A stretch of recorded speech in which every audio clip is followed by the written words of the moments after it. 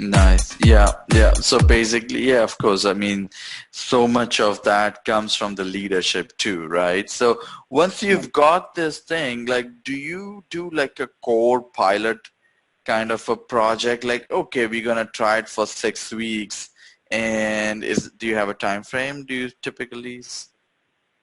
Yeah, it can sometimes be a little bit longer than that before you start seeing significant results, Mm-hmm. depending on the size of the pilot and things. But it can take a while for people to get their profiles updated and even start to share on a regular basis. Because while they are sharing great content, like if you and I are on LinkedIn and you see somebody, the first time that they share an interesting article and you don't know them real well, it might be someone in your network, you might not click on it or comment on it. But if you start to see over the course of a month or two that this person is regularly sharing things that I like and I read these articles from them, Yeah. there's a little bit of groundwork that needs to be laid first. It's not something you can just turn on like paid to build that authority. So it can take some time to see those results. But what I've seen, just off the top of my head, is when we have employees who are sharing brand content, you're getting, something like 5 times the reach of if you were, just sharing it through your branded channels. And in my opinion, that reach is often better because you're not just reaching, the audience of the branded channels. You're reaching out to all these employees and their networks who are, a lot of times not following the company already. So getting more reach and kind of more specific reach as well. Yeah, and I think this reach is so different, right? Because there is this Yeah. intangible, because when people are involved and they're fighting the same fight and going in the same direction, the productivity has a big improvement, right? And Yeah. not just productivity, but also the employee retention. So, sure, like you can measure like, the clicks and the shares and the Yeah. views, and those are all the quote unquote the vanity matrix. But the Right. intangibles of it is, I think, bigger than anything else, right? Um, Yeah. I uh, agree. so then after you do the pilot program, and then what are some of the numbers? I think you mentioned some, but how do you measure the success, if it's worth our time, if it's working or not? Because that's what ultimately everybody's asking, right? So. Right. So this is where some of the tools come into play. I've recommended to a lot of companies that when you're just starting out with that small pilot, you might want to just do it by hand to get started. So, sharing an email and putting in your own tracking codes and those sorts of things. But as soon as you get past even just a small handful of people, there's a whole bunch, more than you'd even ever guess, employee advocacy tools out there. And what those allow you to do is connect directly with, whatever your, marketing automation or analytics system is, and start measuring employee advocacy right alongside of your other, tactics, whether it's, paid or email or other things. And then you can start to see, like, is this helping us with brand exposure, or is this helping us with demand generation? How do those things line up, and you can start to pull some levers to optimize your strategy. But I've worked with a number of companies who are now seeing that they are getting, just as far as the most basic metrics, they're getting more reach and more clicks for their demand generation campaigns through employee advocacy than they are through their, particularly organic, but sometimes all of their branded social media campaigns. Mm-hmm. So I've seen some very strong numbers for those, and it does some things better than others. I don't think that demand generation campaigns are necessarily always the most effective thing in employee advocacy.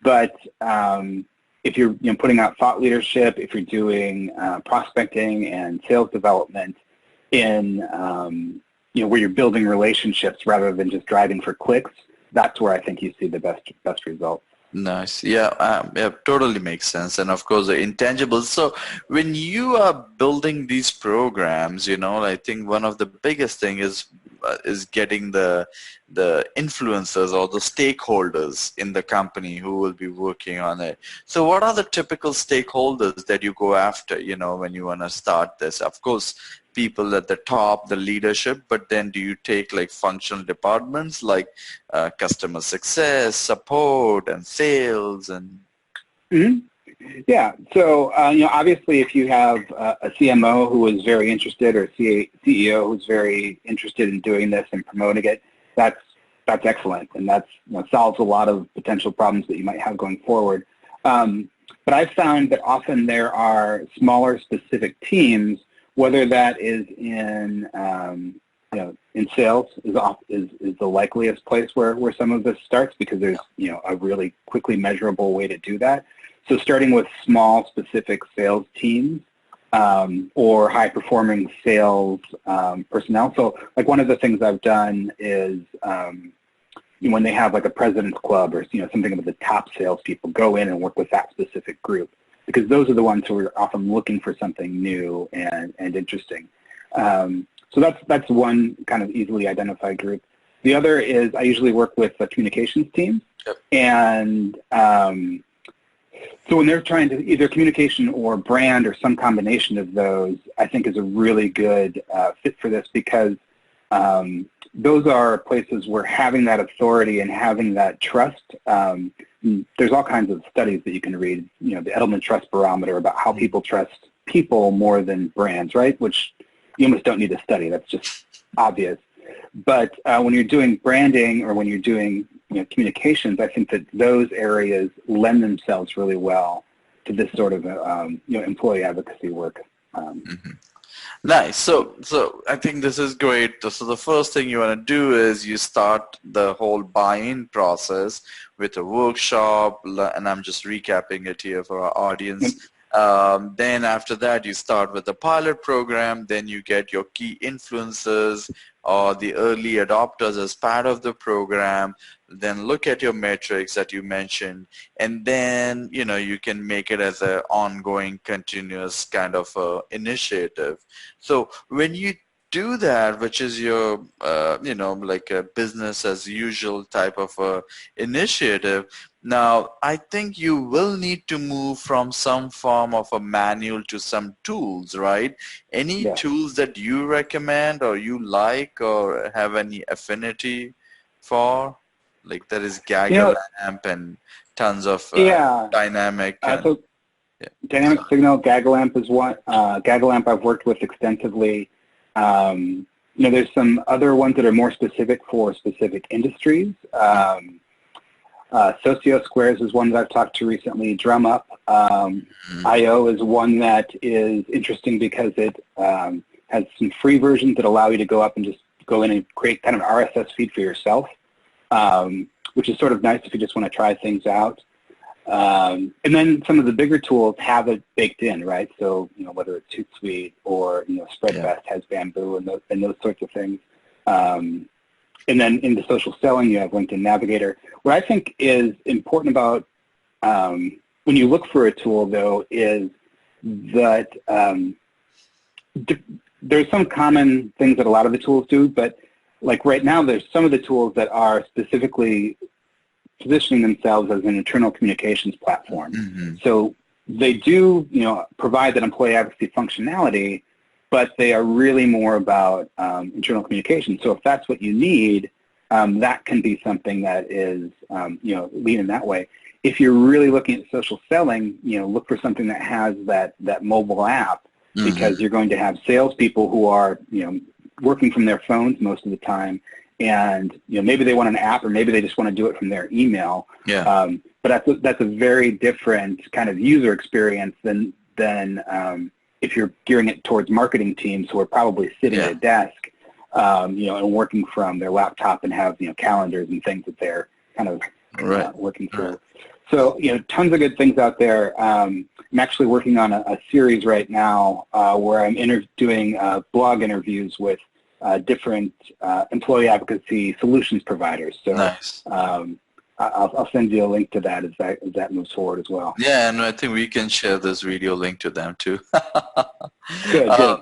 The other question after that is, I think they're training too, right? So what is the training cadence do you establish so everybody's on board, like, okay, this is what our program is doing, so people are bought into it and they have this refresher. Do you have any kind of suggestion? Yeah, so there's sort of two tiers of training in my mind. One is for the employees, and that is, that profile optimization training, and then just some general kind of social media 101 engagement training.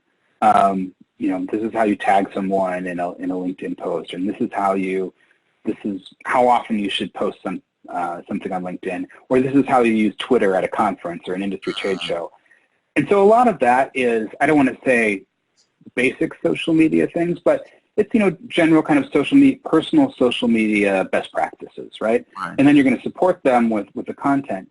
The other level of training is for the people who are going to curate and manage those streams, and that can be much more in depth, because you start to think about, all right, how much of our content should be our marketing content, how much should be third-party content, how much should be geographically specific, where do you put those things out?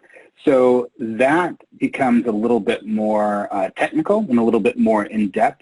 And most often it is those marketing teams within the companies, the social media marketers who are running those, but not always. Sometimes it might be, someone who is, part of a sales operations team or a sales support team, and they're the ones who know the content and know the customers the best, so they're actually the best positioned to kind of curate that content stream as it comes through.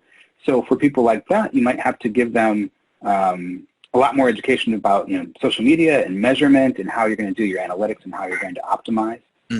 But definitely kind of two tiers of training, one for the employees who will be sharing it on their channels, and then another tier that's more strategic for the content curators to make sure that they not only just kind of know the basics, but that they're able to continue to understand what results that they're seeing, and they can continue to iterate and optimize to get the best results.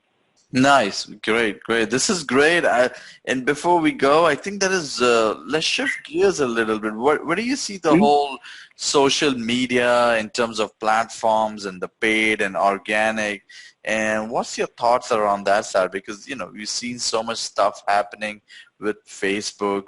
It's not what it was. Right. And you've got the whole Instagram influencer side of things where there's so much going on within that platform, but one of the common things we know is not the conversion from Instagram to directly correlate to sales or traffic is somewhat low, right? So what's I know, big question. Sorry. No. So I will maybe just pick two things. And certainly with Instagram, it's probably my personal favorite in terms of like what I use to, share pictures of my kids and dogs and trips and things. And so with Instagram, it is difficult because you only have that limited number of links that you can do unless you start to get, either doing paid ads, or if you do a story, then you can swipe up, and in the description you can kind of hide a link. So there's ways around it. But I think because it's such a engaging platform right now, and you look at the number of brands who are doing something like LinkedIn Stories well, I think there's a lot of open space right now for either brands or employee advocacy, but just in general for companies to start using LinkedIn Stories, Instagram.